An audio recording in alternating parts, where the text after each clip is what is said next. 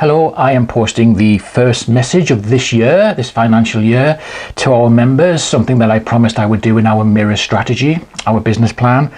And this time I want to talk to you about a few things. The first thing I want to talk to you about is ADFest 2021. The theme was Pride.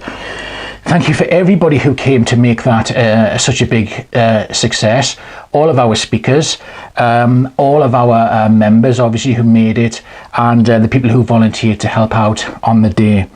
I think what was very, very clear to me about Pride was the fact that People First members are still very, very clear on the whole idea of the fact that we are people first, and that our impairment or our disability comes second. In certain other disability worlds, the impairment is part of your identity. So you're a deaf person, you're an autistic person. Whereas I think what was very, very clear in our conference was the fact our members were still very clear that they're a person first, then their disability comes second.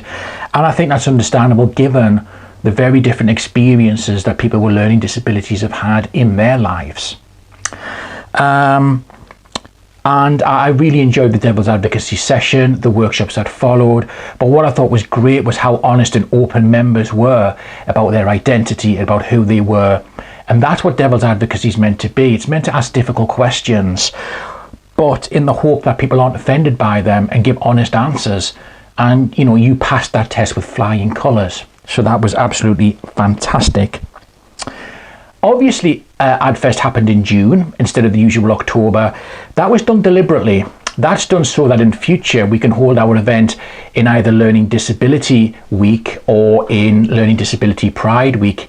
Have it in the summer, a nicer time, and, you know, use the opportunity to do something special during a time when learning disability is having a high profile, that our event is run during that, which is brilliant. The only potential problem with that is the annual general meeting can't happen then. So we're still going to have to have that separately in October. That's just because the paperwork and the accounts just can't be ready in time for June. So we do hope that we still get members to come to our annual general meeting for 2021 in October. We're hoping to have some kind of Halloween event and then at the same time invite members to come along. So we don't know yet if it's going to be Zoom or, if circumstances allow it, whether we're going to try and have a physical event for the annual general meeting. Problem is we don't know, because things are changing all the time, what with COVID and the rules and the changes. Ultimately, the decision will go to the National Council at the next meeting, so it'll be their decision. We want to try and give members obviously as much say in everything that happens, because it's your organisation. That's why we're trying to put all these important decisions to members. But obviously, if the law changes, then the law is the law, and member-led or not, we all have to do what the law says. So it all depends on what the law says. And ultimately, what's the most important thing as well when it comes to making key decisions is whether the members themselves feel safe having that outdoor event. Hopefully then that will lead us into the 2022 ADFest, which we're hoping will be in North Wales in person and we can see you again. But likewise, that all depends on what happens with COVID, if there's any other breaking news. But we're certainly going to try to put on, if we can, ADFest 2022 in June in North Wales. And we're still looking at the venues and the potential places. We need to have a subgroup of members maybe in November time to decide what members want to do in terms of the activities for ADFest 22, but again maybe to make that decision about where we host it.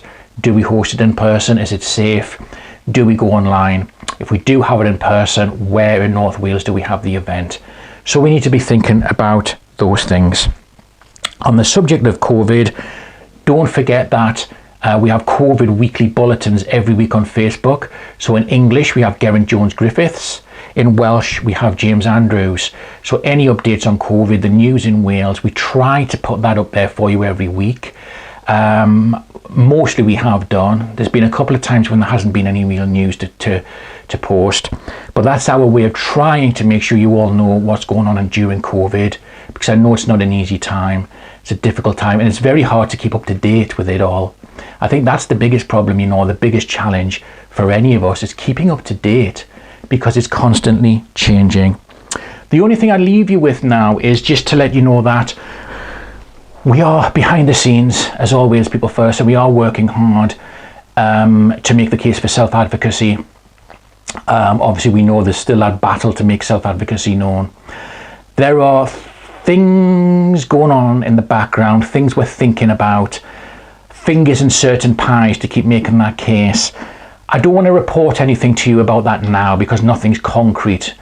I just want to reassure you that we're taking it very seriously. We're still working. It's not an easy thing to address, but we're aware of it.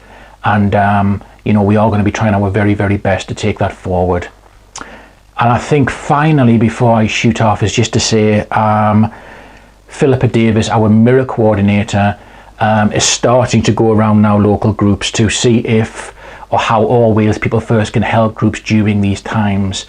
Obviously, Philippa Davis' rule was brought in after group and members' feedback that All Wales should be doing more to help local groups during these uncertain times. So be aware, Philippa's there, make contact with her. Obviously, the idea of Philippa's role is to help you on your terms. This is not about All Wales trying to tell anybody what to do or to take anything over. It's about us just trying to assist you. So have a think if there's any way that Philippa can assist you. Thank you for your time. Victory for self-advocacy. Enjoy the rest of the summer.